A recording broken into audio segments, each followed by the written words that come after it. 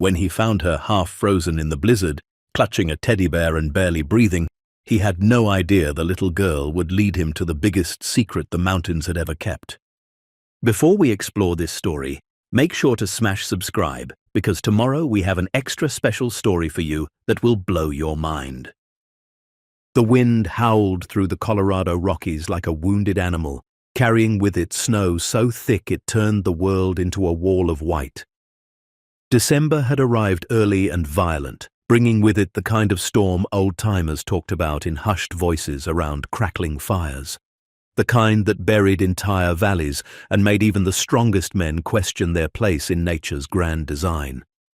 And somewhere in the midst of that frozen chaos, Marcus Webb pulled his wool collar tighter around his weathered neck and pushed forward through drifts that reached his knees.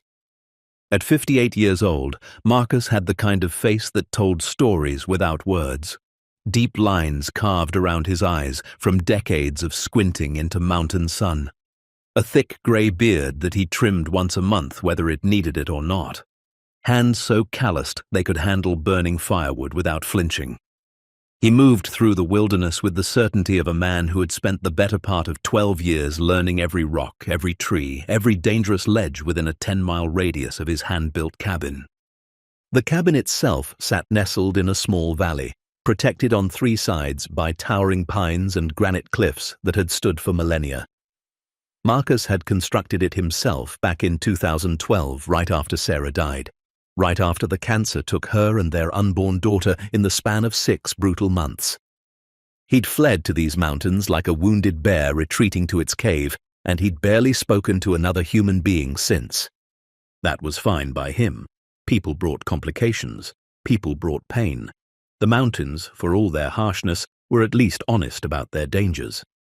Marcus had been a carpenter before, back in Boulder, back when he had a wife who smiled like sunrise and a future that seemed solid as the homes he built. He'd crafted custom furniture, restored Victorian houses, built decks that could withstand Colorado winters. His hands had been productive, purposeful. But after Sarah, those same hands couldn't hold a hammer without shaking, couldn't plane a board without seeing her face in the grain. So he'd walked away from it all, sold everything, and disappeared into the wilderness with nothing but his tools, his grief, and a determination to be left alone. The storm had been building for 2 days. Marcus had watched it roll in from the west, dark clouds swallowing the peaks one by one like a slow-moving flood. The weather radio, one of his few connections to the outside world, had been screaming warnings since Monday morning. Blizzard conditions. Wind gusts up to 70 miles per hour, 2 to 3 feet of accumulation. Avoid all travel. The National Weather Service called it a once-in-20-years event. Marcus had prepared the way he always did. Extra firewood stacked and covered, propane tanks checked, food stores inventoried, water reserves secured. He'd ridden out storms before. This one would be bad, sure, but he'd survive it. That was what he did now. He survived. But Wednesday afternoon, with the storm reaching its peak fury, Marcus had made a decision that went against every instinct he'd developed over the past 12 years. He'd decided to check his property line. It was something he did religiously, storm or not. A habit left over from his carpentry days when he'd check every measurement twice, every corner square, every foundation level. His property extended 3 miles in a rough rectangle, and he walked the perimeter once a week, looking for downed trees, checking his boundary markers, making sure no one had wandered onto his land.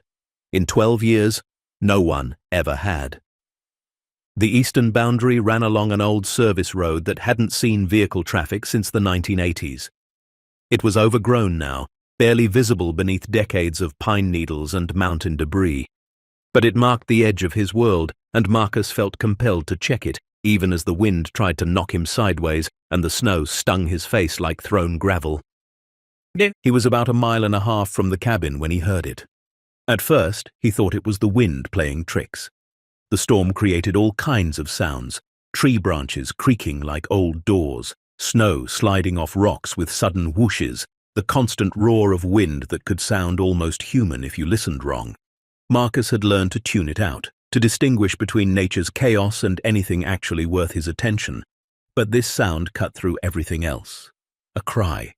High-pitched, desperate, distinctly human. Marcus stopped, his heart suddenly pounding harder than it should. He turned slowly, trying to pinpoint the direction. The wind swallowed the sound, then spit it back out. There, to his left, off the trail, deeper into the trees. Every rational instinct told him to ignore it. Could be an animal, could be his imagination, could be danger of a kind he'd specifically moved to the mountains to avoid. But something deeper, something he thought had died with Sarah, pulled him forward. He pushed through the heavy snow, each step a battle against the drifts. The cry came again, weaker this time. Marcus moved faster, his breath coming hard, creating clouds of frost in the air. The pines grew thicker here, their branches heavy with snow, creating a strange twilight even though it was barely 3 in the afternoon. Then he saw her, a small figure huddled against the base of a massive pine tree, curled into a ball so tight she looked like just another snow-covered rock. But she was moving, trembling violently, and in her arms she clutched a teddy bear that had once been brown but was now crusted white with ice. Marcus's breath caught in his throat. A child, a little girl, no more than 6 or 7 years old, wearing nothing but a thin purple jacket, jeans and sneakers that were completely inadequate for the conditions. Her lips had gone blue. Her skin was pale as the snow around her. Frost clung to her eyelashes. She was dying. Marcus moved without thinking. He shrugged off his heavy wool coat and wrapped it around her, then scooped her up in his arms. She weighed almost nothing, light as kindling. Her eyes fluttered open for just a moment, unfocused and glassy, before closing again. The teddy bear stayed locked in her grip. "I've got you," Marcus heard himself say, his voice rough from disuse. "I've got you." He turned and started back toward the cabin, moving as fast as he dared through the storm. The girl's head lolled against his chest, and Marcus could feel how cold she was even through his flannel shirt. Hypothermia. Advanced stage. He'd seen it before, years ago, when a hiker had gotten lost near one of his job sites in the high country. The person hadn't made it. But this girl would. Marcus would make damn sure of it. The trek back took 25 agonizing minutes. By the time the cabin came into view, Marcus's arms were screaming and his lungs burned from the cold air and exertion. He kicked open the door, not caring that snow blew in behind him, and carried the girl straight to the fireplace. The fire had burned down to coals, but he built it back up with practiced efficiency, throwing on kindling and logs until flames roared to life. He laid the girl on the thick bear rug in front of the hearth, then quickly assessed her condition. Her breathing was shallow, her pulse weak and thready, her clothes were soaked through. Marcus knew he had to get her warm, but not too fast. Rapid rewarming could kill her as surely as the cold. He stripped off her wet jacket, her sneakers and socks, revealing feet that were an alarming shade of white. Her jeans were frozen stiff. Marcus hesitated for just a moment, then reminded himself he was trying to save her life. He removed the jeans, leaving her in her underwear and a damp t-shirt with a faded rainbow on it. From his bedroom, he grabbed every blanket he owned and his late wife's old quilt, the one Sarah's grandmother had made back in 1946. He wrapped the girl carefully, then positioned her close to the fire, but not too close. He elevated her feet slightly. Then he heated water on his propane stove, not to boiling but to warm, and poured it into his 2 hot water bottles. He placed one near her core, one near her feet, all wrapped in towels to prevent burns. For the next hour, Marcus worked with the focused intensity of a man holding death at bay through sheer will. He monitored her breathing, checked her pulse, adjusted her position, fed the fire. Slowly, painfully slowly, color began to return to her face. Her breathing deepened. Her shivering, which had been almost non-existent, returned with violent force. That was good. Shivering meant her body was fighting back. Marcus made soup, a simple chicken broth from a packet he kept for emergencies. When the girl's eyes fluttered open again, showing dark brown irises that seemed too large for her small face, he helped her sit up and brought the warm mug to her lips. Small sips, he said gently. Just small sips. She drank like she was starving, which she probably was. The broth dribbled down her chin, but Marcus didn't care. Each swallow was a victory. When she'd finished half the mug, she turned her head away, exhausted by the effort. "What's your name?" Marcus asked. The girl stared at him with those enormous eyes but said nothing. Her grip on the teddy bear tightened. Marcus tried again. "It's okay. You're safe now. I'm Marcus. I live here. What's your name?" Silence. Just the crackle of the fire and the howl of the wind outside. Marcus sat back on his heels, studying her. She was terrified, that much was clear. Beyond the hypothermia, beyond the physical trauma of exposure, there was something else in her eyes. A deep, soul-level fear that went beyond simply being lost in a storm. He looked at her clothes, now draped over a chair to dry. The purple jacket was cheap, the kind you'd buy at a discount store. No labels, no identification. He checked the pockets carefully. A handful of crackers wrapped in a napkin. A stick of gum. And in the inner pocket, carefully pinned so it wouldn't fall out, a folded piece of paper. Marcus unfolded it with trembling fingers. The handwriting was hasty, desperate, written in pencil on what looked like a page torn from a notebook. "Please take care of her. I can't anymore. I'm so sorry. She's a good girl. Her name is Emma. Please don't let them find her." Marcus read it 3 times, his chest tightening with each pass. Don't let them find her. Who were they? What kind of situation ended with a mother abandoning her child in a blizzard with nothing but a note and a prayer? He looked at the girl, Emma, still wrapped in blankets by the fire. She was watching him now, her eyes tracking his movements with the wariness of a wild animal. "Emma," Marcus said softly. "Is that your name?" The smallest nod. "Okay, Emma. You're safe here. I promise." He had no idea if that promise was one he could keep, but it felt necessary to say. As the afternoon faded into evening, the storm outside intensified. Marcus tried his landline, a satellite phone setup he maintained for emergencies, but the storm had knocked out the signal. He tried his weather radio, but all he got was static. The roads, he knew, would be impassable for days. Even if he wanted to get Emma to authorities, to a hospital, there was no way out. They were trapped together, this traumatized child and this broken man who'd spent 12 years avoiding exactly this kind of complication. Marcus made more soup, this time with actual vegetables and rice. Emma ate slowly, her eyes never leaving him. He pulled out one of his old blankets and fashioned a makeshift bed on the couch, piling it with pillows and Sarah's quilt. The teddy bear, now thawed and slightly less pathetic looking, sat propped against the pillows. "You can sleep here," Marcus told her. "I'll be right over there." He pointed to his rocking chair by the fireplace. "I'm not going anywhere." Emma looked at the couch, then back at Marcus, then at the couch again. Finally, she climbed up onto it, pulling the quilt around her like armor. She lay down, facing him, the teddy bear clutched to her chest. Marcus settled into his rocking chair, the same one he'd sat in for countless nights over the past 12 years, staring into the fire and remembering a life that felt like it belonged to someone else.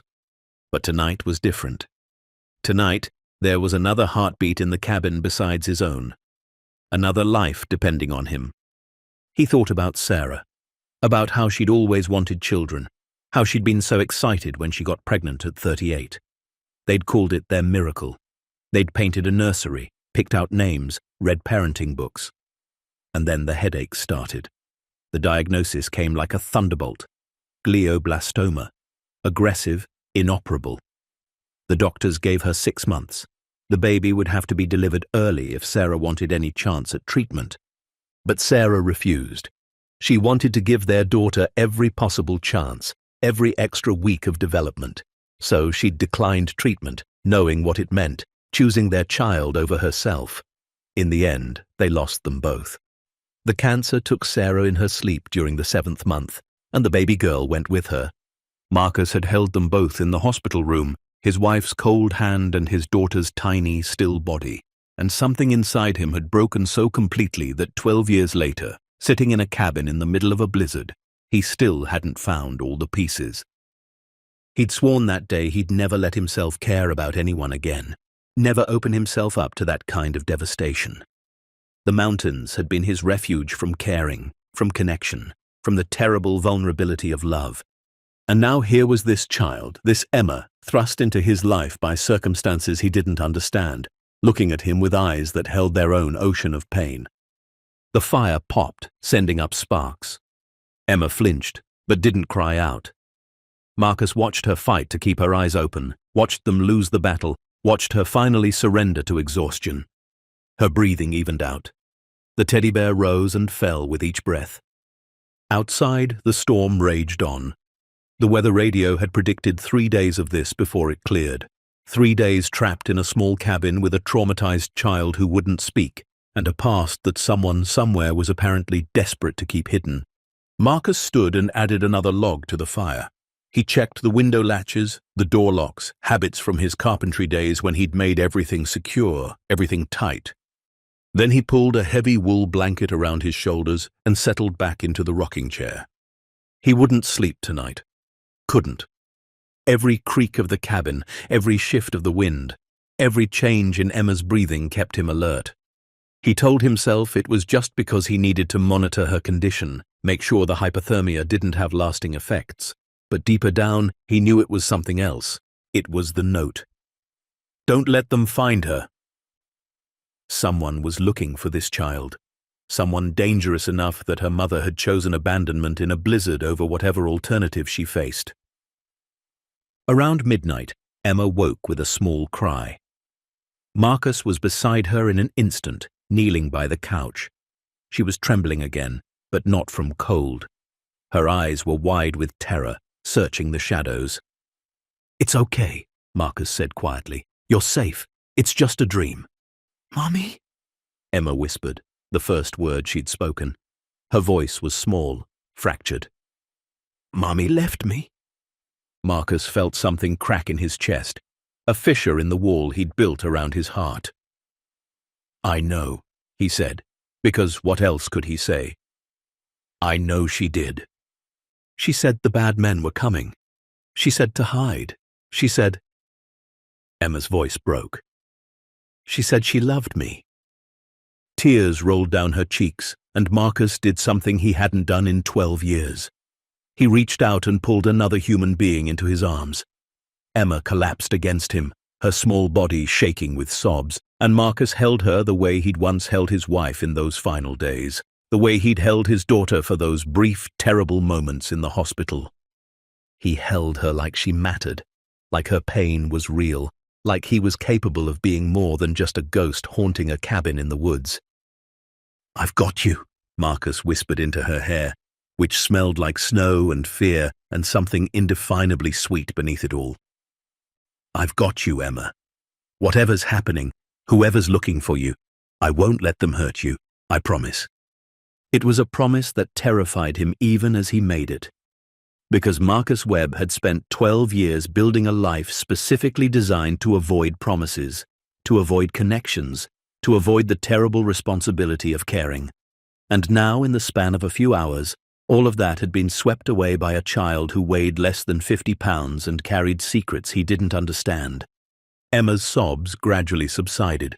Her breathing evened out again. But she didn't let go of Marcus, and he didn't let go of her. They stayed like that, frozen in an embrace neither had asked for, but both desperately needed. While outside, the storm continued its assault on the mountains, and inside the fire burned down to glowing embers. Eventually, Marcus managed to get Emma settled back on the couch. This time, he pulled his rocking chair closer, within arm's reach. She watched him with drowsy eyes as he covered her with the quilt, tucking it around her shoulders the way he imagined a father would, though he had no real experience to draw from.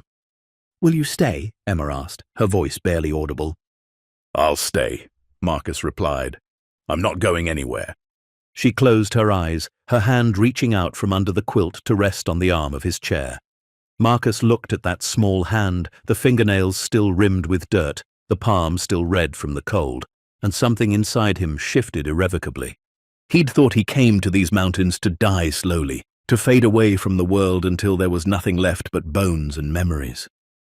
He'd thought he'd said goodbye to purpose, to meaning, to the idea that his life could matter to anyone. But sitting there in the firelight, watching over a child who'd been abandoned in the worst storm in 20 years, Marcus realized he'd been wrong. He hadn't come to the mountains to die. He'd come to wait, to heal just enough that when this moment arrived, when someone needed him more than he needed his solitude, he'd be strong enough to answer the call. The storm howled outside, shaking the cabin's walls. Somewhere out there, people were looking for Emma. Bad people, according to her mother. People dangerous enough that a woman had chosen the unthinkable rather than let them find her daughter. Marcus looked at the sleeping child, at the teddy bear still clutched in her arms, at the purple jacket drying by the fire. He thought about the note in his pocket, about the 3 days of storm still ahead, about the choice standing before him. He could wait out the storm and call the authorities. Hand Emma over to social services, let the system figure out what happened and where she belonged. Wash his hands of the whole complicated mess and return to his solitary life. Or he could do what Sarah would have done, what the man he used to be, the one who built homes and believed in protecting what mattered, would have done. He could fight for this child, for whatever truth lay buried in her mother's desperate decision, for the possibility that maybe, just maybe, his life wasn't over after all.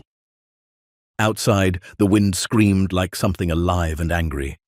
Inside, the fire crackled and the clock on the wall ticked steadily forward. And Marcus Webb, 58 years old, alone for 12 years, made a decision that would change everything. He would protect Emma. No matter what came next, no matter who was looking for her, no matter what secrets her mother had been running from. He would stand between this child and whatever darkness pursued her. Because sometimes survival isn't enough. Sometimes you have to choose to live, even when it scares you. Even when it might break you all over again. Even when every rational part of your brain screams that getting involved is a mistake. Marcus reached out and gently squeezed Emma's hand, still resting on his chair. She didn't wake, but her fingers curled slightly around his, and in that small gesture, he found something he'd thought was lost forever: purpose. The storm could rage for 3 days or 3 weeks. The bad men could come or not. The world outside his cabin could spin however it wanted. None of it mattered as much as the small life breathing softly on his couch, trusting him to keep the darkness at bay. Marcus settled deeper into his chair, his hand still holding Emma's, and watched the fire burn. Tomorrow would bring its own challenges, its own questions, its own dangers. But tonight, in this moment, all that mattered was that a child who'd been left to freeze in the wilderness was warm and safe and not alone. And neither was he. The first morning after the storm, Marcus woke to silence so profound it felt like the world had stopped breathing. The wind had finally died some time before dawn, leaving behind a landscape transformed. Through the cabin windows, everything gleamed white and pristine, snowdrifts reaching halfway up the exterior walls, icicles hanging from the eaves like crystal teeth. Emma was still asleep on the couch, curled into a ball under Sarah's quilt, the teddy bear tucked under her chin. In the soft morning light filtering through the frost-covered windows, she looked impossibly small, impossibly fragile. Marcus stood watching her for a long moment, coffee mug warming his hands, still not quite believing she was real. 3 days, the radio had said. 3 days minimum before the roads would be passable. 3 days alone with a child he didn't know, carrying secrets he didn't understand. He moved quietly around the cabin, building up the fire, setting a pot of oatmeal on the stove. Simple tasks, familiar tasks, things he could control. The storm might have stopped, but Marcus could feel another kind of storm gathering, one made of questions and complications and choices he wasn't ready to face. Emma stirred around 8 o'clock, her eyes opening slowly, confusion crossing her face before memory settled in. She sat up, clutching the teddy bear, her gaze finding Marcus across the room. "Morning," Marcus said, keeping his voice gentle. "You hungry?" A small nod. He ladled oatmeal into 2 bowls, added brown sugar and cinnamon to hers, brought it to the coffee table. Emma ate slowly, methodically, like someone who'd learned not to waste food. Marcus sat in his rocking chair, giving her space, letting her adjust to being awake, being here, being with him. "The storm stopped," he said after a while, "but there's a lot of snow. We're going to be here together for a few days until the road's clear." Emma looked at him with those enormous brown eyes but said nothing. "I've got plenty of food," Marcus continued, "and it's warm. You're safe here, I promise." The word safe seemed to register. Emma's shoulders relaxed slightly, though her grip on the teddy bear remained tight. Over the next few hours, Marcus established a routine. He showed Emma where the bathroom was, gave her a clean shirt of his to wear like a dress while her clothes finished drying. He explained about the propane stove, the fireplace, the water system, small concrete things she could understand. By afternoon, when Marcus needed to check the generator and clear snow from the solar panels, he found Emma following him. She stood in the doorway, wrapped in a blanket, watching as he worked. "You want to help?" Marcus asked. Another nod. He found her an old pair of Sarah's winter boots, stuffed with newspaper to make them fit. A spare coat he'd kept for reasons he couldn't explain. They were too big, but Emma didn't complain. She followed him outside into the brilliant white world, stepping carefully in his footprints. Marcus showed her how to scatter feed for the 4 chickens he kept in a small heated coop behind the cabin. Emma's face lit up when the birds came running, clucking and pecking at the grain she threw. It was the first time Marcus had seen anything close to a smile. "The brown one's Rosie," Marcus said, pointing. "The white one's Clara. The other 2 are Salt and Pepper." "They're funny," Emma whispered, her voice still small but carrying a hint of wonder. They spent 20 minutes with the chickens. Then Marcus taught Emma how to stack firewood properly, showed her the difference between kindling and logs, explained why you always stack bark side down. She listened intently, her small hands working to mimic his movements. By evening, something had shifted between them. Emma sat at the table while Marcus cooked dinner, actual dinner this time, pasta with canned sauce and frozen vegetables. She watched him move around the kitchen with less fear, more curiosity. "Do you live here alone?" Emma asked suddenly. Marcus paused, his hand on the pot. "Yeah, just me." "Don't you get lonely?" The question hit harder than it should have. Marcus stirred the pasta, buying time. "Sometimes," he admitted, "but I've got the chickens and the mountains." "Mountains aren't people." "No," Marcus agreed, "they're not." Emma was quiet for a moment. Then, "I miss my mummy." Marcus turned off the stove, came to the table, sat down across from her. "I know you do." "She was scared," Emma continued, her voice trembling. "Really, really scared. She said the bad men were getting close. She said she had to keep me safe, even if it meant—" Emma's words trailed off. "Even if it meant leaving you," Marcus finished gently. Tears spilled down Emma's cheeks. "She said she loved me. She said to be brave. She said someone good would find me." Marcus felt his throat tighten. He reached across the table, and Emma grabbed his hand with both of hers, holding on like he was the only solid thing in a world gone liquid. "Your mum did the right thing," Marcus said, though the words felt inadequate. "She made sure you were safe. That's what mums do."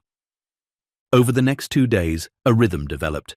Marcus and Emma worked together, simple tasks that filled the hours. She helped him collect eggs, stack wood, sweep the floor. He taught her how to play checkers with a set he'd carved years ago, showed her how to identify different bird tracks in the snow, and Emma began to draw. Marcus had given her an old sketch pad and a box of pencils he'd found in a drawer, things he'd bought years ago in some forgotten moment when he thought he might take up sketching. Emma took to it immediately, spending hours at the table creating pictures while Marcus worked on small repairs around the cabin. At first, the drawings were what you'd expect from a 6-year-old. Stick figures, simple houses, the sun with rays shooting out. But then Marcus noticed a pattern.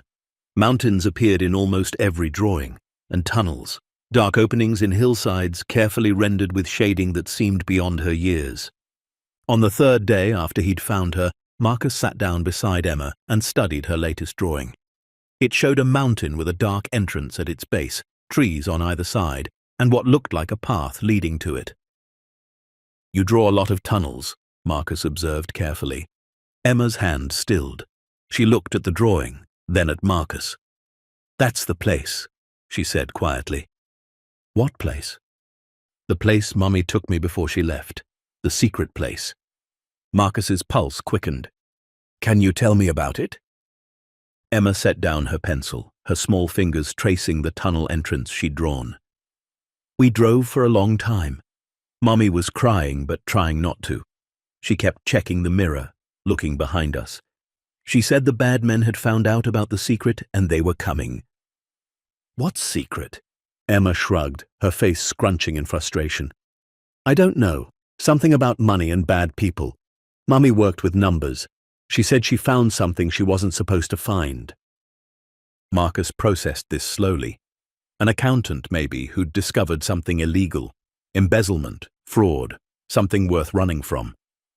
"We came to the mountains," Emma continued. "Mummy had a key. We went into the tunnel. It was dark and scary, but Mummy had a flashlight. We walked for a really long time." "Inside the tunnel?" Emma nodded. "It got bigger. There was a big room with lots of boxes. Mummy was looking at papers, taking pictures with her phone. She was crying harder. She said, 'This is it. This is the proof.'"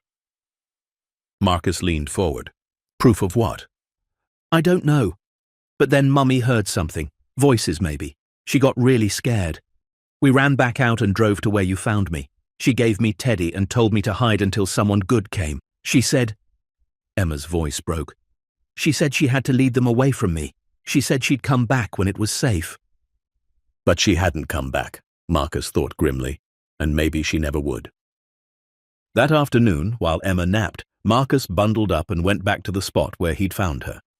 The storm had buried everything, but he knew the area well enough. He searched carefully, using a long stick to probe the drifts. After nearly an hour, he found it. A small backpack, bright pink, half buried in snow near a cluster of rocks. Marcus pulled it free and carried it back to the cabin. Inside were exactly what you'd expect. A change of clothes for a small child, a Ziploc bag of crackers, a juice box. But at the bottom, wrapped in a waterproof pouch, was something else. A key, heavy, brass, clearly old but well-maintained, and engraved on its surface, SN 1847 volt. Marcus turned it over in his hands, his mind racing. 1847. The silver rush in Colorado had peaked in the 1860s and 70s, but mining claims dated back earlier. The mountains around his property were riddled with old shafts and tunnels, most of them collapsed or flooded, all of them dangerous. But someone had a key. Someone was using an old mine for something current, something worth running from. Marcus dug deeper in the pouch and found one more item, a Colorado driver's license. The photo showed a woman in her early 30s, dark hair pulled back, tired eyes but a warm smile. Jessica Marie Hartley, Denver address, organ donor, Emma's mother. Marcus studied the photo for a long time, trying to reconcile this normal-looking woman with someone who'd abandoned her child in a blizzard. What had she found? What was worth this kind of fear? That evening, Marcus managed to get his backup radio working. The solar panels had charged the batteries enough for a short transmission. He contacted the sheriff's office in Pine Ridge, the nearest town 40 miles east. The dispatcher who answered sounded surprised to hear from him. "Marcus Webb. Thought you fell off the face of the earth years ago." "Still kicking," Marcus replied. "Listen, I've got a situation. Found a lost child during the storm, girl about 6 years old. Name's Emma Hartley. Her mother left her in the woods." A pause. Then, "Hartley? Jessica Hartley?" "That's the name on the ID I found." "Hold on." Marcus waited, static crackling through the speaker. Emma was at the table drawing again, seemingly absorbed in her work. The sheriff himself came on the line. Dave Rollins, a man Marcus had met exactly twice in 12 years, both times at the general store. "Marcus, this is Sheriff Rollins. You said you found Jessica Hartley's daughter." "Found her half-frozen 3 days ago. She's okay now. Safe." "Jessica Hartley's been missing for 2 weeks," Rollins said, his voice tense. She's wanted for questioning in an embezzlement case out of Denver. Disappeared with her kid. FBI's been looking for her. You need to bring the girl in soon as the road's clear." Marcus glanced at Emma, still drawing peacefully. "What kind of embezzlement?" "Can't discuss details, but it's federal, serious stuff. The girl's got family in Denver, grandmother. She needs to be returned." Something about Rollins's tone felt wrong. Too eager, too scripted. "I'll bring her in when I can get out," Marcus said carefully. "Roads are still impassable." "Understood. But Marcus, if anyone comes looking for that kid, you call immediately. Don't engage. These people are dangerous." The line went dead. Marcus sat in the gathering darkness, the key heavy in his pocket, the sheriff's words echoing in his mind. If anyone comes looking, not when, if, like Rollins expected someone to come. That night, Emma woke screaming. Marcus was out of his chair and beside her in seconds. She was sitting up, tangled in the quilt, her face wet with tears, her breath coming in panicked gasps. "The black cars," she sobbed. "The men in the black cars. They're coming. They're always coming." Marcus gathered her into his arms, held her close. "It's just a dream. You're safe." "They came to our house," Emma gasped against his chest. "Big men in suits. Mummy told me to hide in my closet. I heard them yelling. They said she stole from them. They said they'd find what she took. They said—" Emma shuddered violently. "They said they'd hurt me if she didn't give it back." Marcus's blood went cold. This wasn't about embezzlement. This was something darker, more violent. Jessica Hartley hadn't been running from the law. She'd been running from criminals who threatened her child. He held Emma until her breathing calmed, until the trembling stopped, until she fell back into exhausted sleep. Then Marcus carefully laid her back on the couch, covered her with the quilt, and sat in his chair with the key in his hand, watching the fire burn down to embers. The pieces were coming together now, forming a picture Marcus didn't like. An accountant discovers something illegal, something big enough that dangerous people want her dead. She grabs her daughter and runs. She has evidence, proof hidden in an old mine. But they're closing in. So she makes the impossible choice, hide her daughter in the wilderness and lead the hunters away. Had Jessica survived? Was she in custody, or worse? And what was hidden in that tunnel, in that vault marked 1847? What Marcus discovers next will change both their lives forever, reveal a truth buried for over a century, and prove that sometimes the people we're meant to save end up saving us. If you're enjoying the story, please like, share, and subscribe for more. The next morning dawned clear and blindingly bright. Marcus stood at the window, coffee in hand, watching the sun turn the snow into a field of diamonds. Emma was still asleep, but her rest seemed more peaceful now, as if unburdening herself had brought some measure of relief. Marcus made a decision. He pulled out an old topographical map of the area, one he'd marked over the years with trails, water sources, property boundaries. He studied the terrain around where he'd found Emma, looking for mine entrances. There, about 1.5 miles northwest, in an area he rarely visited because the terrain was treacherous. A cluster of old silver mines marked on a map from 1912, most collapsed, a few still partially accessible. The largest was labeled Sherman No. 7. SN, Sherman number. 1847 could be a claim number or a vault designation. When Emma woke, Marcus made her breakfast, then showed her the map. "This place you drew," he said, pointing to her sketch. "Does it look like it's here?" He indicated the area on the map. Emma studied both, her brow furrowed in concentration. "Maybe.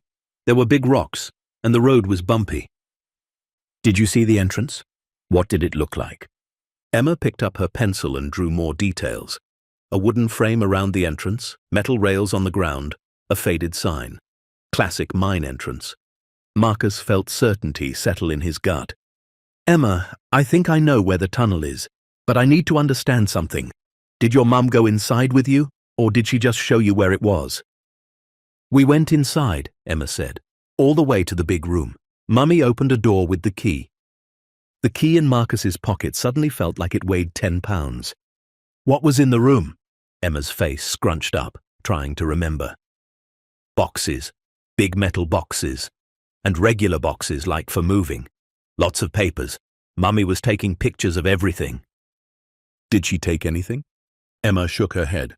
No, she said it had to stay there. She said it was evidence.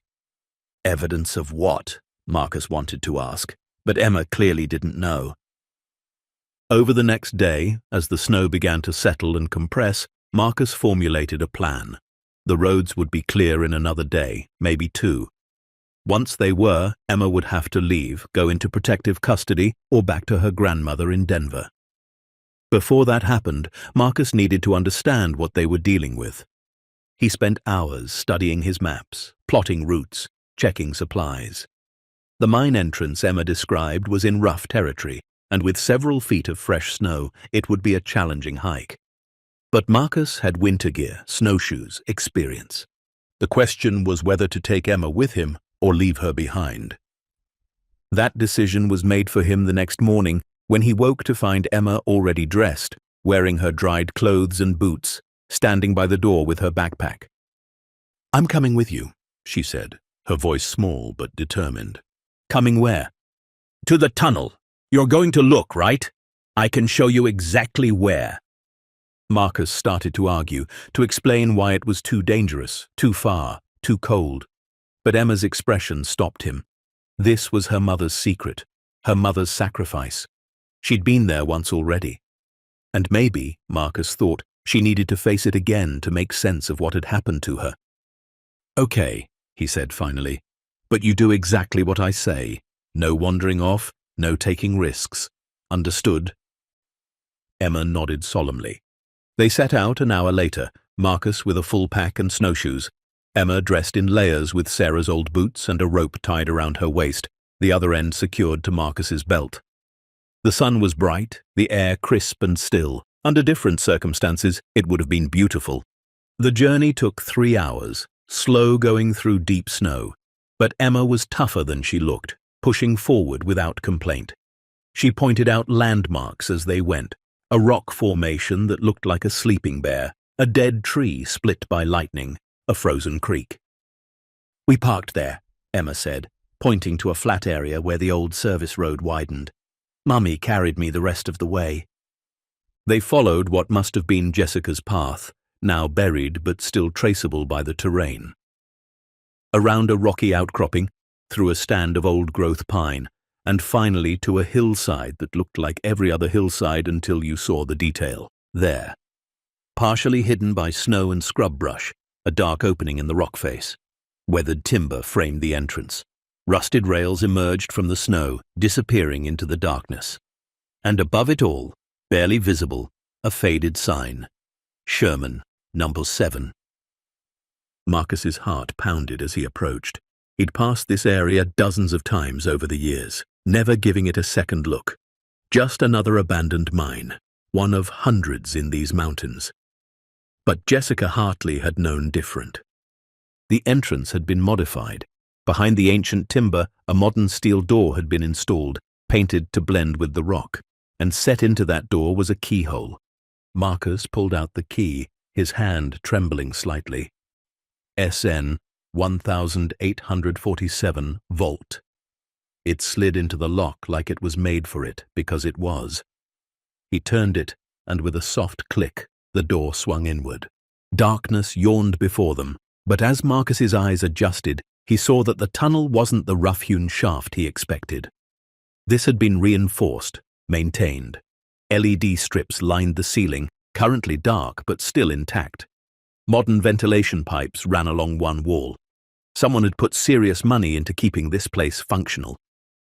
"This is it," Emma whispered. "This is where Mummy brought me."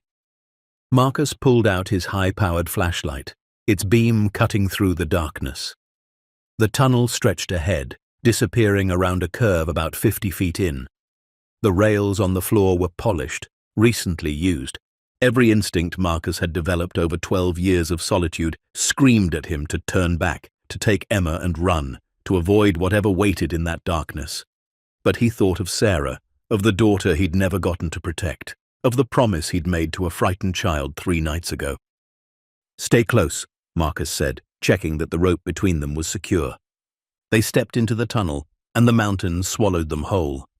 The temperature dropped immediately, but it wasn't the brutal cold Marcus expected. The ventilation system, though unpowered, still allowed airflow. Their footsteps echoed against stone walls that had been carved in another century but maintained in this one. They walked for what felt like half a mile, the tunnel sloping gently downward, curving left, then right. Emma's hand found Marcus's, her grip tight but steady. She'd been here before. She was being brave. Then the tunnel opened up, and Marcus's breath caught. They stood at the entrance to a massive cavern, natural stone arched overhead like a cathedral. But what filled the space made Marcus's blood run cold. Wooden crates stacked 10 feet high, metal containers marked with corporate logos, filing cabinets, modern shelving units, all of it organized, catalogued, protected from moisture and time, and on every box, every crate, every container, dates and numbers. Marcus approached the nearest crate, set his flashlight down, and pried it open with his pocket knife.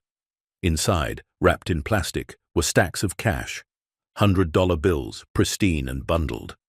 He opened another, the same, another. Gold bars, small but real, stamped with dates and purity marks. Jesus, Marcus breathed.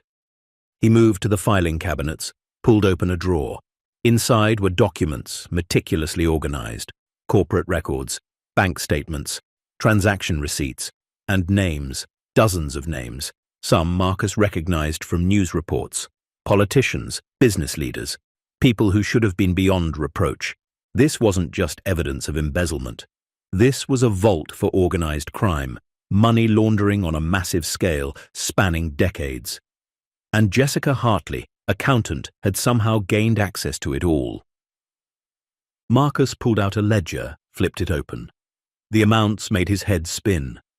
Millions moving through shell companies, fake charities, legitimate businesses used as fronts. And at the bottom of each page, totals that climbed into numbers Marcus could barely comprehend. $290 million. That was the current inventory value, according to the most recent entry, dated just 3 weeks ago. "This is what Mummy found," Emma said quietly, looking around the cavern with wide eyes. "This is the secret." Marcus's mind raced. Jessica must have been brought in to do accounting work, maybe for what she thought was a legitimate client. But she'd discovered what was really happening. Instead of looking the way, she'd documented everything, copied files, taken pictures. And when they realized what she'd done, they'd come for her. She'd led them away from Emma and led them away from this place. Had she succeeded? Was she still alive? Or had her sacrifice bought her daughter nothing but a few extra days? Marcus was about to suggest they leave when he noticed something. A security camera in the corner of the cavern, its red light blinking softly.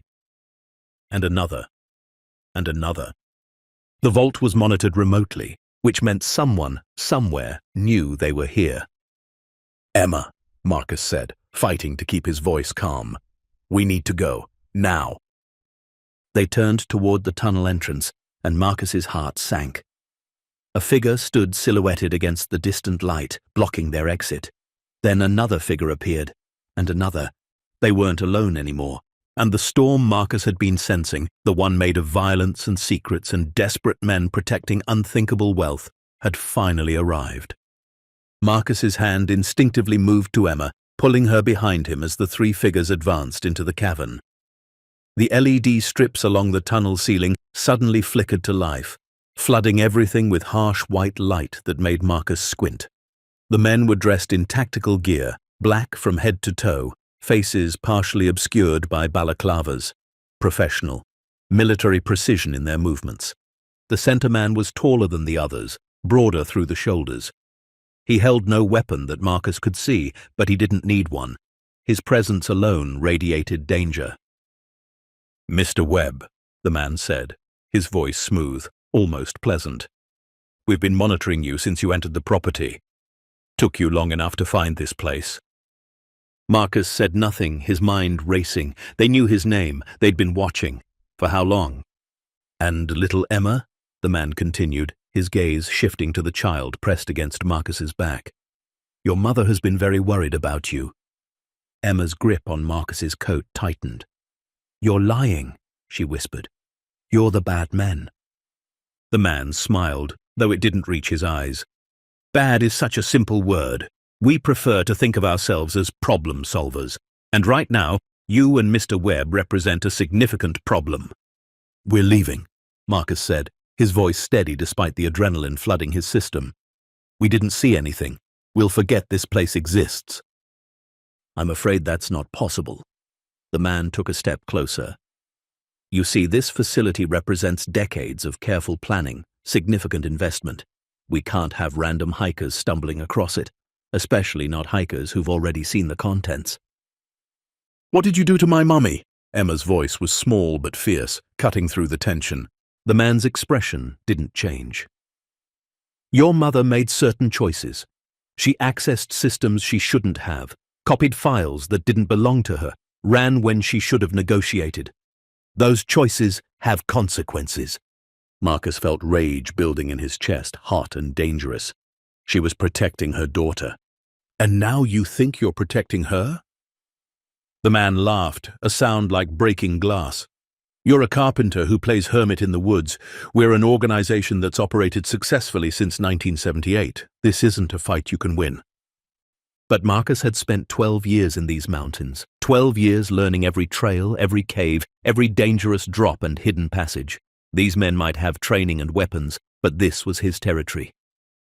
Emma, Marcus said quietly, when I say run, you run back the way we came. Don't stop. Don't look back. You remember the path? Yes, she breathed. The tall man noticed the shift in Marcus's stance. I wouldn't recommend. Marcus grabbed his high-powered flashlight and hurled it directly at the cavern's main light fixture. The heavy metal cylinder struck true, shattering the bulb and plunging half the space into darkness. In the same motion, he swept Emma up in his arms and sprinted toward a side passage he'd noticed earlier, a natural fissure in the rock that the vault's builders had left untouched. Shouts erupted behind them. Footsteps thundered against stone. But Marcus had the advantage of surprise and superior knowledge of how to move through rough terrain. He ducked into the fissure, barely wide enough for his shoulders, and pushed through, ignoring the scrape of rock against his jacket. The passage twisted left, then right, then opened into a smaller chamber. Marcus had explored enough of these mountains to recognize a lava tube when he saw one, formed millions of years ago, when molten rock had carved paths through the mountain's heart. He'd found dozens of them over the years, mapped them in his mind. Hold on tight, he told Emma, then dropped to his knees and crawled into a secondary tunnel so low he had to move on his belly. Behind them, light spilled into the chamber. They went this way. But the passage Marcus chose was too small for grown men in tactical gear. He heard cursing, the sound of someone trying to squeeze through and failing. Forget it, the tall man's voice echoed. They have to come out eventually. Seal the main entrance and wait. Marcus kept crawling. Emma clutched against his chest, her face buried in his coat. The tunnel seemed to go on forever, rough stones scraping his back, the weight of the mountain pressing down. But then he saw it, a faint circle of light ahead, natural light, the grey-white of a winter afternoon. They emerged from a crack in the hillside, 300 yards from the main mine entrance, hidden behind a screen of evergreens and boulders. Marcus sucked in cold air, his lungs burning, and set Emma down carefully. You okay? He asked, checking her for injuries. She nodded, her face pale but determined. What do we do now? Marcus scanned the area. Through the trees, he could see the mine entrance. 2 of the men stood guard there, speaking into radios. The third was nowhere to be seen, which meant he was either searching or getting reinforcements. We can't go back that way, Marcus said, but I know these mountains. There's another route. He oriented himself, identifying landmarks. They were on the northwest face of the ridge, about 2 miles from his cabin as the crow flies, but closer to 4 through terrain that was navigable in winter. And he couldn't risk leading these men back to his home, not yet. There's a place I know, Marcus said, helping Emma to her feet. A cave I've used before. We'll wait there until dark, then move. They set off through the deep snow, Marcus breaking trail, Emma following in his footsteps. Every few minutes, he'd stop and listen, checking for pursuit. The forest was silent, except for the occasional crack of a tree branch heavy with snow. The cave was exactly where Marcus remembered it, a deep overhang carved by ancient water, protected from the wind and invisible unless you knew where to look. He'd stashed supplies here years ago, part of his obsessive preparation for every scenario these mountains could throw at him. Emergency blankets, waterproof matches, energy bars, water purification tablets. Marcus got Emma settled in the back of the cave, wrapped in a thermal blanket, and gave her 2 energy bars. "Eat these, stay warm, I need to watch for anyone following." He positioned himself at the cave entrance, partially hidden behind a boulder, and scanned the landscape. Nothing moved except wind-stirred snow falling from pine branches. But Marcus knew they were out there. The tall man hadn't struck him as someone who gave up easily, and a $290 million secret was worth considerable effort to protect. "Marcus?" Emma's voice was small in the cave's dimness. "What's going to happen?" He turned to look at her, this small girl who'd been thrust into a nightmare not of her making. "I'm going to get you somewhere safe, I promise." "What about my mummy?" Marcus's jaw tightened. He couldn't lie to her, but he couldn't tell her the truth either. Not yet. "We're going to find out what happened to her, but right now we need to focus on staying ahead of those men." As afternoon faded toward evening, Marcus's mind worked through possibilities. The sheriff's office was compromised. He was certain of that now. Rollins had been too eager for him to bring Emma in, too quick to warn about dangerous people. How deep did the corruption go? How many people in Pine Ridge were on the syndicate's payroll? He couldn't trust local authorities. But the FBI? Maybe if he could reach someone directly, bypass local channels. The problem was communication. His satellite phone's battery was back at the cabin. The emergency radio had limited range, and he couldn't risk leading these men to Emma while he made contact. As darkness fell, Marcus made a decision. "We're moving," he told Emma. "Different route, in case they're watching the obvious paths." They set out into the winter night, the temperature dropping fast. Marcus led them through terrain he'd traveled 100 times, using starlight and memory to navigate. The going was slow, especially with Emma, but they made steady progress. An hour into their journey, Marcus heard it, the distant sound of an engine, snowmobiles, at least 2, maybe more, sweeping the area in search patterns. They had resources, these men. Organization, money. Marcus altered course, heading toward rougher terrain where snowmobiles couldn't follow. They climbed through a boulder field, Emma struggling but never complaining, then descended into a ravine thick with deadfall. The engine sounds faded behind them. By the time they reached the cabin, it was nearly midnight. Marcus approached cautiously, circling wide, looking for signs of intrusion. The snow around the building was undisturbed except for animal tracks. Either they hadn't found his home yet, or they were waiting inside.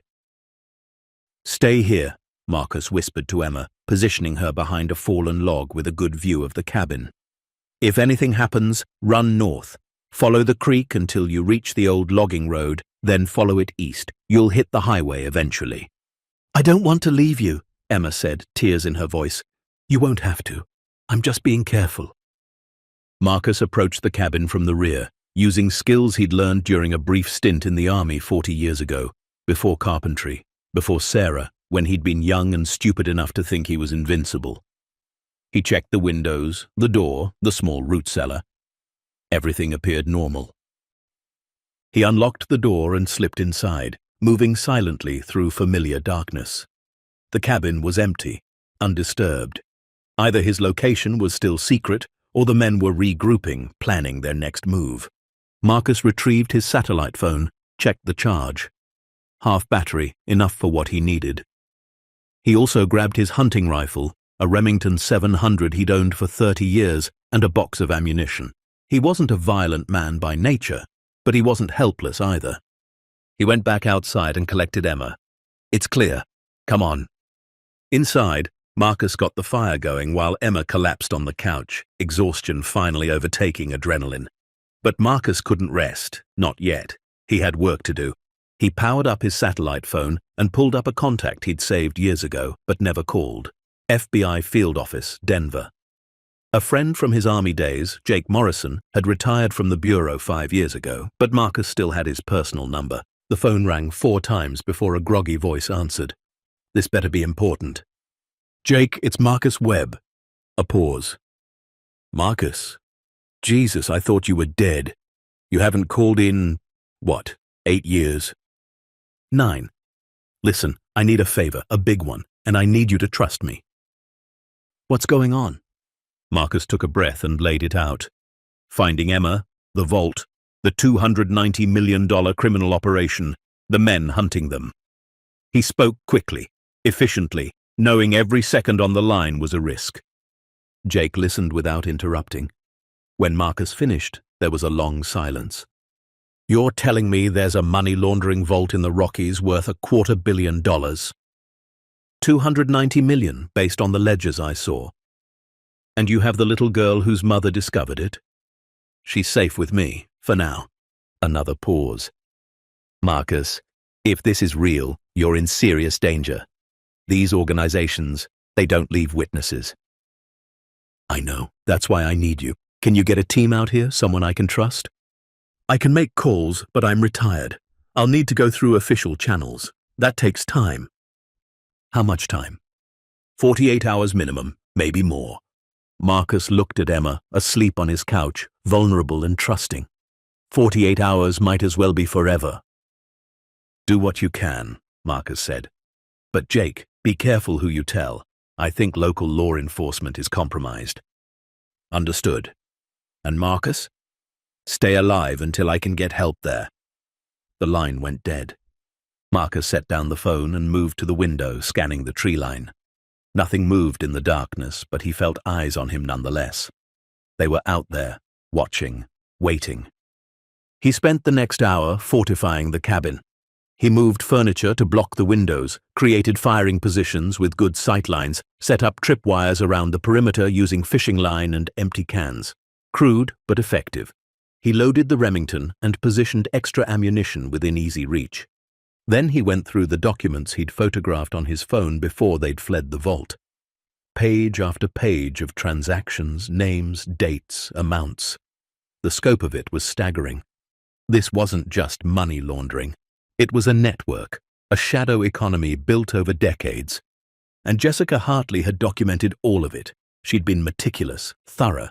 She'd known exactly what she was doing when she copied these files. She'd known it would cost her everything. Marcus found a reference to her in one of the ledgers, dated 6 months ago. J. Hartley, CPA, Level 2 clearance granted. Accounts receivable audit, Sherman Holdings.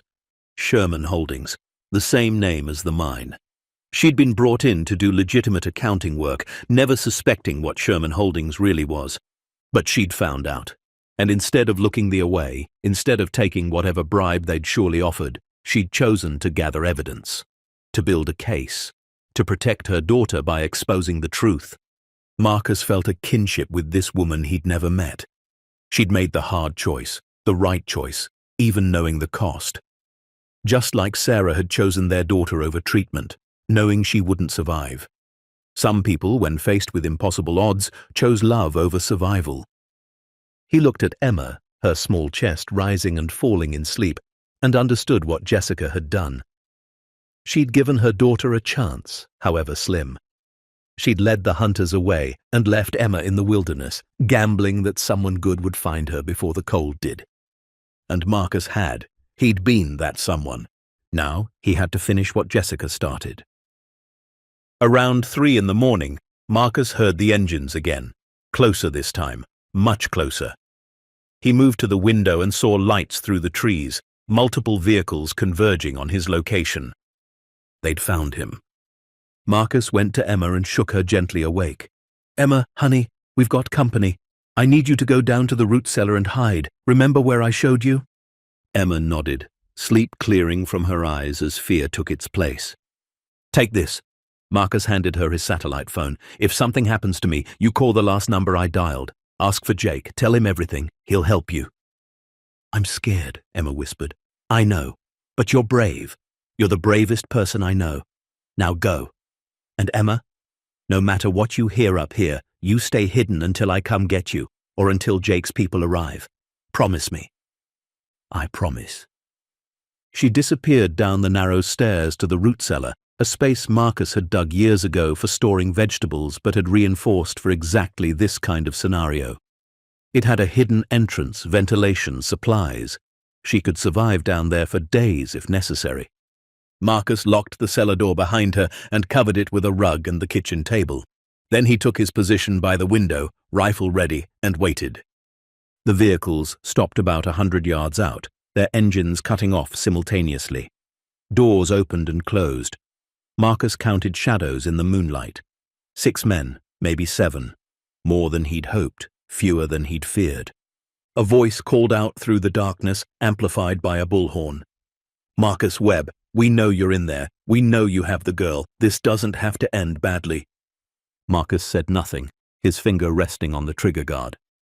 "We're reasonable people, Mr. Webb. We can make a deal. You and the girl walk away with enough money to start over anywhere you want. All we need is your silence and the key." Still, Marcus waited. He'd learned patience in these mountains, learned that sometimes doing nothing was the strongest move you could make. "Or," the voice continued, "we can do this the hard way. You're outnumbered, outgunned, and out of options. The nearest help is 40 miles away. No one's coming for you." But they were wrong about that. Jake was making calls right now, mobilizing resources. The FBI might be 48 hours away, but they were coming. Marcus just had to survive until then. He fired a single shot into the air, the crack of the rifle echoing across the valley. A warning. The response was immediate. The cabin's front window exploded inward as bullets tore through it. Marcus dropped flat, glass raining down around him. More shots followed, punching holes in the walls, splintering the furniture he'd moved for cover. But Marcus had built this cabin himself. He knew every weakness, every strength. The walls were double thick, filled with insulation that would slow bullets. The window frames were reinforced. The door was solid oak, 3 inches thick, with a crossbar he could drop into place. When the first volley ended, Marcus rose and returned fire. Not to hit, just to prove he wasn't helpless. The shot sent the approaching men scattering for cover. A standoff. They couldn't rush him without casualties, and he couldn't leave without exposing himself. The question was, who would blink first? "Last chance, Webb," the voice called. "Send out the girl, and we'll let you live." "She's not here," Marcus shouted back, lying. "She ran hours ago. I don't know where she is." "We don't believe you." "Don't care what you believe. You want her, you'll have to search every cave and hollow in 10 square miles. Good luck with that before the FBI shows up." Silence. They were calculating, weighing options. The mention of the FBI would worry them, but not enough to retreat. Too much was at stake. Marcus used the lull to reload, to check his other defenses. The tripwires were still armed. His sight lines were clear. And below, in the root cellar, Emma was safe. For now. The second assault came without warning. Smoke grenades crashed through the remaining windows, filling the cabin with thick, choking clouds. Marcus tied his bandana around his face and dropped low where the air was clearer. He heard boots on the porch, the sound of someone trying to force the door. He fired blind through the wall where he knew the door was, heard a cry of pain, heard someone fall. The assault paused. "You can't win this!" the voice shouted, frustrated now. "It's just a matter of time!" But time was what Marcus needed. Every minute he held them here was a minute closer to Jake's cavalry arriving. Every minute was a chance for Emma to survive. He reloaded again, his hands steady despite everything. The smoke was clearing, drifting out through the broken windows. His eyes burned, his throat raw, but he was alive. And as long as he was alive, Emma had a chance. Outside, the men regrouped. Marcus could hear them arguing, their voices carrying in the cold night air. Some wanted to burn him out. Others advocated for patience, for siege tactics. The tall man's voice cut through it all, authoritative and cold. "We wait until dawn. Then we end this." Marcus settled in for the longest night of his life, his rifle across his lap, his ears tuned to every sound. Below him, hidden in darkness, Emma waited. Above him, the stars wheeled slowly across a sky that had witnessed millions of years of struggle and survival. And Marcus Webb, carpenter turned hermit, widower and protector, prepared to prove that sometimes the loneliest men fight the hardest when they finally find something worth fighting for. Dawn broke over the Colorado Rockies with the kind of savage beauty that makes men forget how deadly nature can be. The sky turned from black to purple to burning orange, painting the snow-covered peaks in shades of fire. Marcus watched it through the shattered window of his cabin, his body aching from a sleepless night, his rifle still cradled in his arms. He'd counted every minute of the darkness, listening for movement, for the whisper of boots on snow, for the click of a weapon being readied. But the men outside had held their position, waiting as their leader had commanded, waiting for dawn. Now it was here. Marcus moved stiffly to check his defenses. The tripwires were still intact. The barricades held. Below, in the root cellar, Emma remained hidden and safe. He'd heard her moving once during the night, a soft shuffling that told him she was awake but staying quiet as he'd instructed. He checked his phone. 4:37 a.m. Jake had called back around 2, whispering that he'd made contact with an active agent he trusted, someone who owed him favors. A team was being assembled, but they were coming from Denver. The earliest they could arrive was noon, maybe 1 o'clock in the afternoon. 7 more hours. Marcus just had to hold out for 7 more hours. The voice came again, carried on the cold morning air. "Webb, you've had all night to think about this. We can end it peacefully. Send out the girl, give us the key, and walk away. You have my word." Marcus barked out a laugh. "Your word? You mean like the word you gave Jessica Hartley before you killed her?" A pause. Then, "Mrs. Hartley made her choices. She's no longer a factor in this situation." So she was dead. Marcus had suspected it, but hearing it confirmed sent a fresh wave of anger through him. A woman trying to protect her daughter, murdered by men who valued money over human life. "The girl doesn't even know what her mother found," Marcus called back. "She's 6 years old. She's not a threat to you." "Everyone who knows about this facility is a threat. That includes you, Mr. Webb. Last chance. We're coming in one way or another. Make it easy on yourself." Marcus's answer was to fire a shot that kicked up snow 3 feet in front of where he'd seen the tall man standing. A warning, but also a promise. Come if you want. It'll cost you. The assault began 5 minutes later. They came from 3 directions simultaneously, professional and coordinated. 2 men from the front, 2 from the sides, 1 circling to the back. They moved in tactical formation, using trees for cover, advancing in short bursts while others provided suppressing fire. Marcus had prepared for this. He'd spent 12 years studying these woods, understanding fields of fire, knowing which angles offered protection and which left you exposed. He fired carefully, conserving ammunition, aiming for legs and arms rather than center mass. He wasn't trying to kill these men, just stop them. His first shot caught a man in the thigh as he broke from cover. The man went down with a scream, dragging himself back behind a tree. The second shot shattered a rifle stock, sending splinters into another attacker's face. He retreated, cursing and bleeding. But there were too many of them, and Marcus was just one man. A window on the cabin's east side exploded inward as someone fired from a new angle. Marcus spun, returned fire, but felt a bullet tear through his left shoulder, spinning him halfway around. The pain was immediate and blinding. Marcus dropped to one knee, fighting to stay conscious. Blood soaked through his flannel shirt, hot against the cold air pouring through the broken windows. He switched the rifle to his right hand, his left arm now useless, and kept firing. He hit another man in the leg, heard more cursing, more retreating. But they were learning his patterns, adjusting their tactics. The next assault would be coordinated, overwhelming. And with his shoulder torn open, Marcus knew he couldn't hold them off much longer. Then he heard it. Distant at first, but growing louder. The unmistakable thump of helicopter rotors cutting through mountain air. The attackers heard it too. Their assault paused. Confused shouts echoed between the trees. "FBI!" someone screamed. "FBI incoming!" The helicopters appeared over the ridge, 2 of them, black and sleek. They swept low over the valley, their downdraft kicking up massive clouds of snow. Amplified voices boomed from speakers. "Federal agents, drop your weapons! You are surrounded!" Marcus sagged against the wall, relief flooding through him. Jake had done it. Somehow, impossibly, he'd gotten a team here in under 6 hours.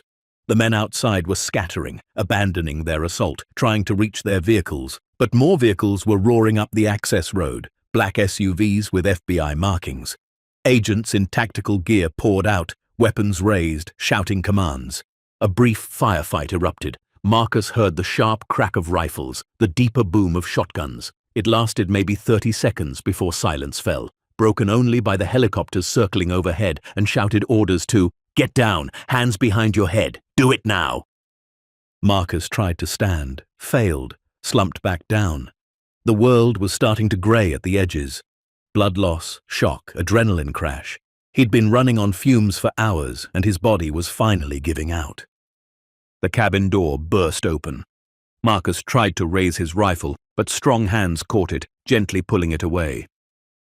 "Marcus Webb?" A woman's voice, professional but concerned. "I'm Special Agent Sarah Chen. We're here to help. Where's the girl?" "Safe," Marcus managed. "Root cellar, hidden, don't scare her."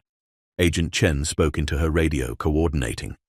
Then she was kneeling beside Marcus, examining his shoulder with practiced efficiency. "You're hit. We need to get you medical attention." "Emma first," Marcus said. "Make sure she's safe." "We will, but right now you're bleeding out. Let us help." 2 paramedics entered the cabin, carrying equipment. They cut away Marcus's shirt, packed the wound, started an IV. Marcus watched through a haze of pain as other agents searched the cabin, moving carefully, treating it like the crime scene it had become. "I've got the entrance," someone called. The kitchen table was moved, the rug pulled back. "It's locked from the inside." "Emma," Marcus called weakly. "Emma, it's okay. These are the good people. You can come out now." Silence from below. Then a small voice. "Marcus, is it really safe?" "It's really safe, honey. I promise." The lock clicked. The door opened slowly. Emma's face appeared, pale and frightened, clutching her teddy bear and Marcus's satellite phone. When she saw Marcus on the floor, blood soaking the bandages on his shoulder, she let out a cry and ran to him. "I'm okay," Marcus told her as she buried her face in his good shoulder. "Just a scratch." "You're bleeding," Emma sobbed. "I've had worse." A lie, but a comforting one. Agent Chen knelt beside them. "Emma, I'm Sarah. We're going to take care of you and Marcus. You're both safe now. The bad men are in custody." Emma looked up, her face streaked with tears. "All of them?" "All of them, including the ones who hurt your mummy." Emma's face crumpled. "Mummy's really gone, isn't she?" Agent Chen's expression softened. "I'm so sorry, sweetheart. Yes, but she was very brave. She protected you, and she'd be so proud of how brave you've been." As the paramedics loaded Marcus onto a stretcher, he kept his eyes on Emma. She walked beside him as they carried him out of the cabin, her small hand gripping his good one. The scene outside looked like something from a movie. 7 men on their knees, hands zip-tied behind their backs, agents standing over them with weapons drawn. The tall man who'd led the assault was among them, his face bloody, his expensive tactical gear torn and dirty.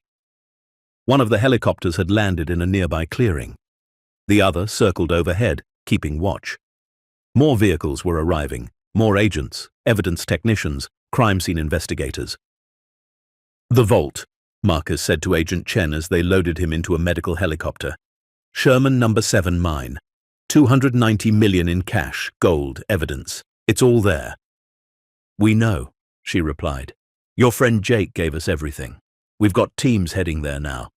Mr. Webb, what you did here, protecting this child, exposing this operation, you probably just broke open one of the largest money laundering rings in the western United States." "Don't care about that," Marcus said. "Just care about Emma." "Can I come with him?" Emma asked, still holding Marcus's hand. Agent Chen hesitated, then nodded.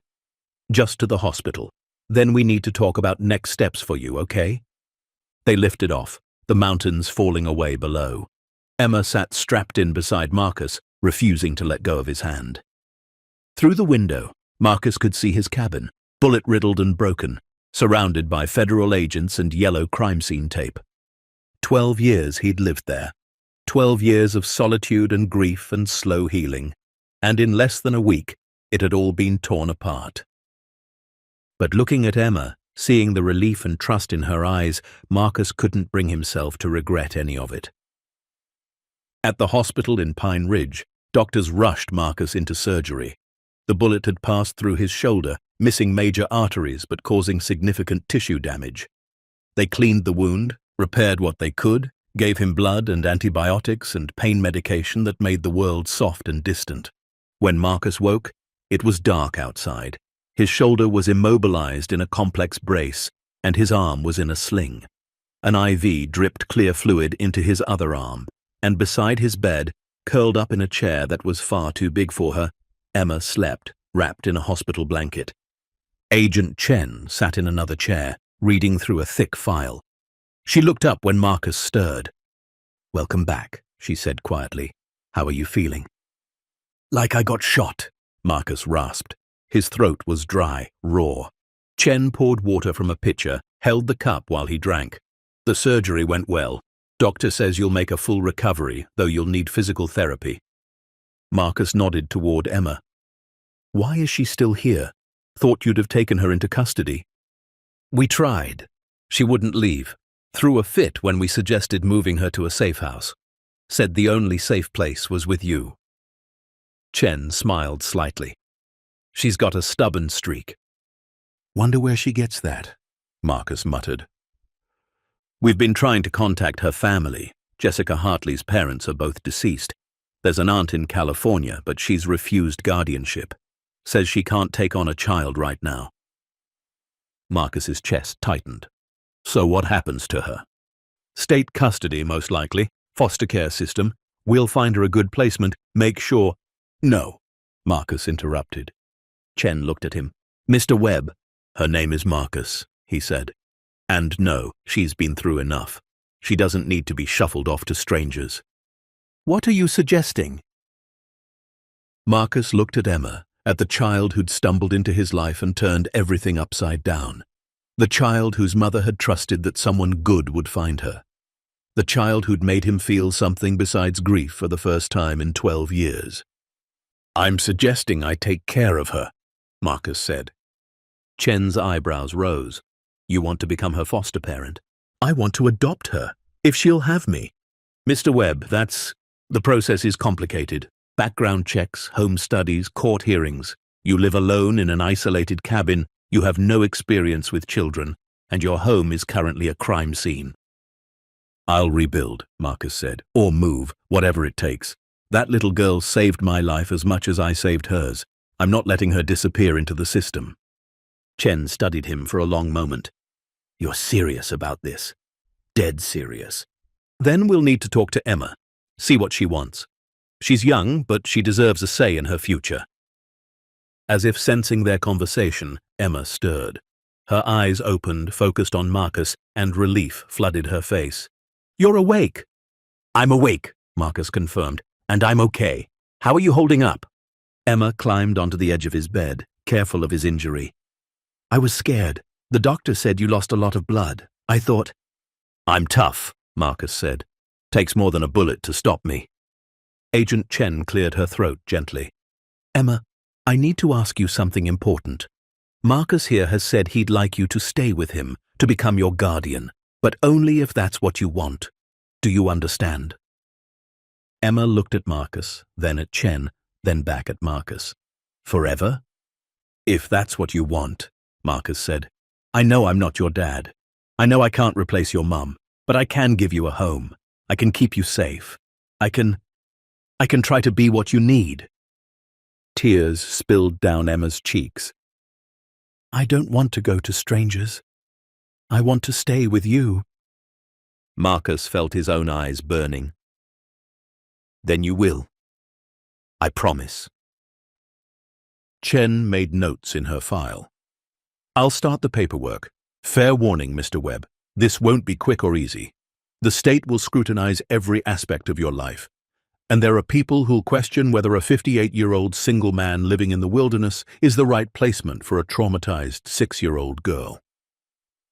Let them question, Marcus said. I'll answer everyone. Over the next 3 days, while Marcus recovered in the hospital, the full scope of the criminal operation became clear. The vault in Sherman No. 7 mine contained evidence of money laundering dating back to 1978, when a small group of businessmen in Denver had established what they called the Trust. For over 40 years, the Trust had operated in the shadows, using legitimate businesses as fronts, moving money through shell companies, hiding wealth in offshore accounts and physical vaults. Politicians had been bought. Law enforcement had been compromised. Entire industries had been infiltrated. And Jessica Hartley, CPA, brought in to audit what she thought was a legitimate holding company, had discovered it all. She'd spent 6 months carefully documenting everything, copying files, photographing ledgers, building an airtight case. But someone had noticed. When they confronted her, threatening her daughter, Jessica had grabbed Emma and run. She'd gone to the vault one last time, shown Emma where the evidence was hidden, then led the hunters on a chase that ended somewhere in the mountains. Her body was found 2 weeks after Marcus was shot, frozen in a ravine 30 miles from where she'd left Emma. She died from exposure, but not before leading her pursuers far away from her daughter. Her last act had been one of perfect, devastating love. The evidence she'd gathered brought down 73 people. Bank executives, corporate lawyers, 2 sitting state senators, a federal judge, and dozens of mid-level operators. The FBI called it the largest bust of its kind in decades. The news networks ran the story for weeks. And at the center of it all was Emma Hartley, the 6-year-old girl whose mother had died to protect her, and Marcus Webb, the hermit who'd chosen to fight when every instinct told him to hide. The custody hearing took place 4 months later in a Denver courtroom. Marcus sat at the defendant's table wearing his only suit, purchased at a thrift store the day before. His shoulder had healed well, though it still ached in cold weather. Beside him sat his lawyer, a sharp woman named Patricia Reeves, who'd taken his case pro bono after hearing the story. Emma sat in the gallery with a social worker, wearing a blue dress and white shoes. She'd been in temporary foster care while the investigation proceeded, living with a kind family in Boulder. But Marcus visited her 3 times a week, and they talked on the phone every night. The state's attorney presented their case against Marcus's petition for adoption. He was too old. He lived too remotely. He had no parenting experience. His home had been destroyed in a shootout. He'd willingly endangered a child by taking her into a criminal vault. Patricia counted every point. Marcus was in excellent health. He'd already purchased a modest house in Pine Ridge, close to schools and services. He'd completed parenting classes, passed background checks, demonstrated financial stability through the reward money the FBI had given him for his cooperation in the case. And most importantly, Emma wanted to be with him. The judge, a gray-haired woman named Alice Burton, listened to everything. Then she called Emma to the stand. "Emma," Judge Burton said gently, "do you understand what's happening here today?" "Yes, ma'am," Emma said, her voice small but clear. "You're deciding if I can live with Marcus." "That's right, and I need you to tell me the truth. Do you feel safe with Mr. Webb?" "Yes." "Has he ever hurt you or scared you?" "No. He saved me. He kept me warm when I was freezing. He protected me from the bad men. He promised he wouldn't let them hurt me, and he kept his promise even when he got shot." "Do you want him to be your guardian?" Emma's voice strengthened. "I want him to be my dad. My mummy told me before she left that someone good would find me, and Marcus is good. He's the best person I know." Judge Burton nodded slowly, made some notes, then looked at Marcus. "Mr. Webb, this court acknowledges the extraordinary circumstances that brought you and Emma together. We also acknowledge the significant concerns about your suitability as a single adoptive parent. However, having reviewed all the evidence, the testimony of social workers who've observed your interactions with Emma, and most importantly, Emma's own clearly stated wishes, I'm prepared to make a ruling." Marcus held his breath. It is the judgment of this court that Emma Hartley is placed in the permanent custody of Marcus Webb, with the intention of proceeding with formal adoption pending a 6-month review period. Mr. Webb, you are hereby appointed as Emma's legal guardian. The gavel came down. Emma let out a cry and launched herself from the witness stand into Marcus's arms. He caught her with his good arm, holding her tight as she sobbed into his shoulder. "We did it," she whispered. "We're a family now." "Yeah," Marcus said, his voice thick with emotion. "We're a family." The transition wasn't easy. Emma had nightmares about the men in black cars, about being left in the snow, about losing her mother. Marcus learned to comfort her, to sit with her in the darkness until the fear passed, to remind her she was safe. He enrolled her in 1st grade at Pine Ridge Elementary. She struggled at first, falling behind in reading, having trouble focusing. But with tutoring and patience, she caught up. She made friends. She joined the school art club where she drew mountains and tunnels and forests, working through her trauma one picture at a time. Marcus learned to be a parent. He made lunches, attended parent-teacher conferences, helped with homework even when he didn't understand the new math they were teaching. He braided her hair, though his first attempts were disasters that made Emma giggle. He learned which foods she liked, which stories helped her sleep, how to tell when she needed space versus when she needed a hug.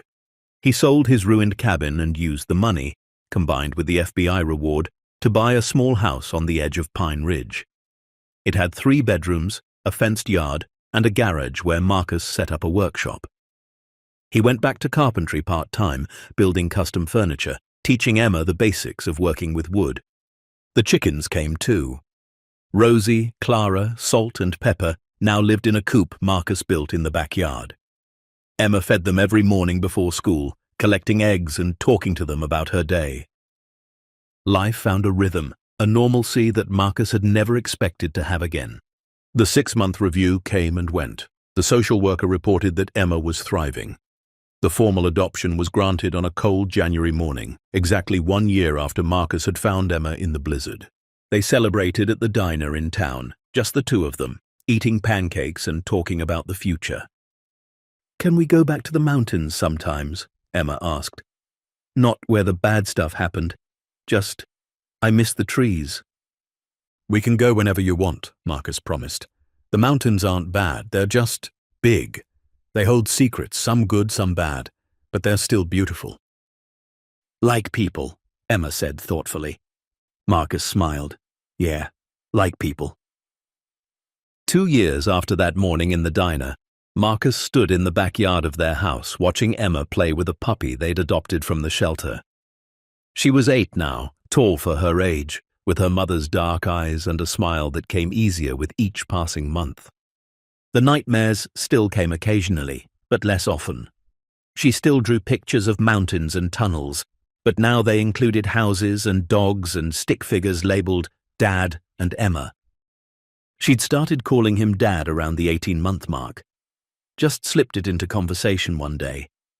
"Dad, can we have pizza for dinner?" Marcus had frozen, unable to speak, until Emma asked if he was okay. He'd nodded, unable to trust his voice, and she'd gone back to her homework like nothing monumental had just happened. But it had.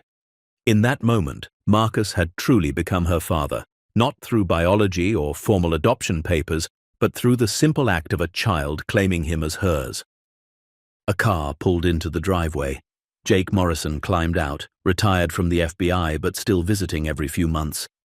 He'd become something like an uncle to Emma, bringing her books and teaching her about forensic science.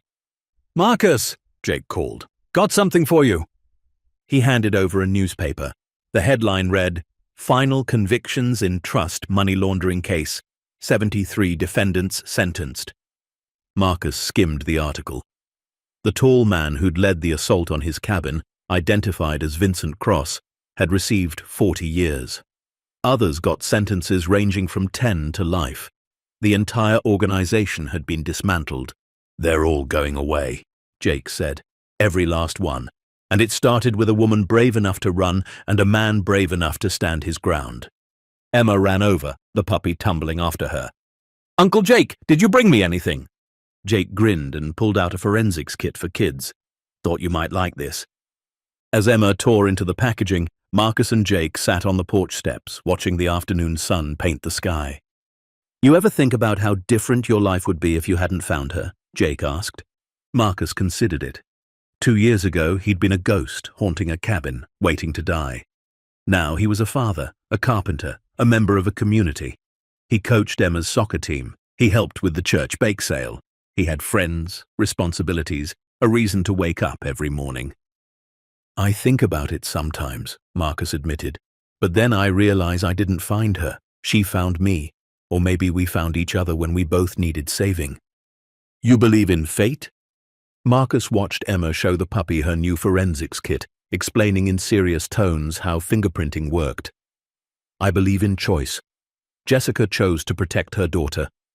I chose to stop that day and check the property line. Emma chose to trust me.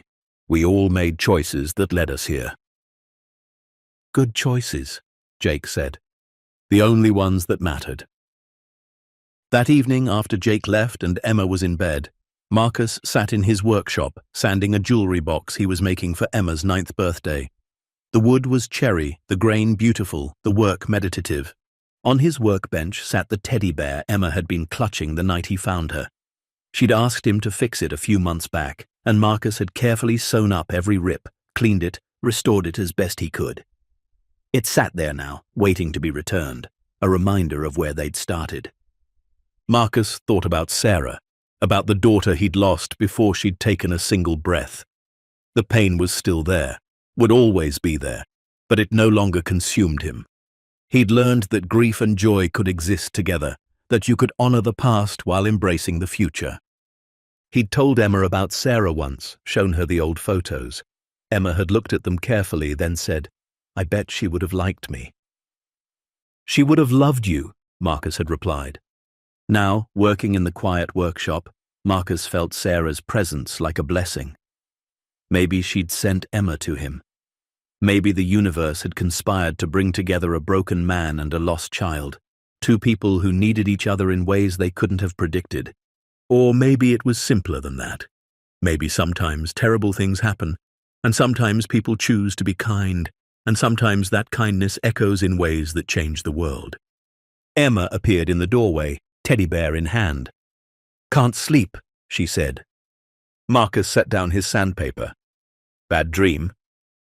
She shook her head. "Just thinking about Mommy.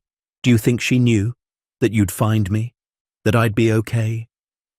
Marcus pulled her onto his lap, careful with his shoulder, though it rarely bothered him anymore. "I think your mum knew that the world had good people in it. She gambled that one of them would find you before the cold did, and she was right." "I wish she could see us now," Emma whispered. "See that I'm happy, that I have you." "I think she knows," Marcus said. "Wherever she is, I think she knows." They sat together in the quiet workshop, surrounded by sawdust and wood shavings and the smell of cherry. Outside, the mountains stood silhouette against a sky full of stars, those same mountains that had witnessed Marcus's grief and Emma's abandonment, and the violence that had almost destroyed them both. But mountains, Marcus had learned, witnessed everything and judged nothing. They simply stood, patient and eternal, sheltering those brave enough to face them. "Dad?" Emma said after a while. "Yeah? When I grow up, I want to help people, like you helped me, like Mom tried to help by finding that evidence." Marcus's chest swelled with pride. "What kind of helping?" "I don't know yet. Maybe a lawyer or a detective or something. Someone who stops bad guys and protects kids who are scared." "You'll be amazing at whatever you choose," Marcus said. "Will you help me when I'm older and trying to figure it out?" "Every step of the way," Marcus promised. "That's what dads do." Emma hugged him tight, then pulled back. "Can you fix Teddy's arm? It's coming loose again." Marcus took the bear, examined the stitching. "I can fix it. Let me grab my kit." As he worked, carefully threading a needle with Emma watching intently, Marcus reflected on the journey that had brought them here. A 58-year-old hermit and a 6-year-old orphan, thrust together by circumstance and bound together by choice. They weren't a conventional family. Emma would always carry the loss of her mother. Marcus would always carry the scars of his past. But they'd learned that families aren't defined by perfection. They're defined by presence, by showing up, by choosing each other again and again. Marcus finished the repair and handed the bear back to Emma. "Good as new!" She clutched it close. "Thanks, Dad." "Any time, kiddo. Now, back to bed. School tomorrow." Emma groaned but obeyed, trudging toward her room. At the door, she turned back. "Love you." "Love you too," Marcus replied, the words still feeling new and miraculous on his tongue. After she was settled, Marcus returned to the jewelry box. He worked until midnight, lost in the rhythm of sanding and shaping, creating something beautiful from raw material. When it was finished, he'd add a brass plaque inside, engraved with words he'd chosen carefully. "To Emma, you saved me as much as I saved you. Love always, Dad." Because that was the truth. Marcus had thought he'd spent 12 years in the mountains healing from loss. But he hadn't been healing. He'd been waiting for a reason to live again, waiting for someone who needed him as much as he needed them, waiting for Emma. She'd been that reason, arriving in a blizzard, half frozen and clutching a teddy bear, carrying secrets that would topple an empire and a trust that would rebuild a broken man's heart. Anyone can find redemption if they're brave enough to open their heart when the world asks them to care. As Marcus turned off the workshop lights and headed to bed, he paused at Emma's door. She was asleep, the teddy bear tucked under one arm, her face peaceful in the glow of her nightlight. The puppy slept at the foot of her bed, a small guardian. Marcus smiled and pulled the door almost closed, leaving it open just enough that she'd know he was nearby if she needed him. In his own room, Marcus looked out the window at the mountains visible in the distance, their peaks sharp against the star-filled sky. Somewhere up there was his old cabin, abandoned now, reclaimed by the wilderness. Somewhere up there was the vault that had started everything, now empty and sealed by federal order.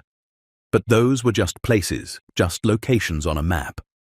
What mattered was here, in this small house in Pine Ridge, where a father and daughter were building a future from the ashes of their separate pasts. Marcus climbed into bed, his shoulder aching slightly as weather moved in from the west. Another storm coming, but this time they'd face it together, safe and warm and loved. He closed his eyes and, for the first time in 14 years, slept without nightmares.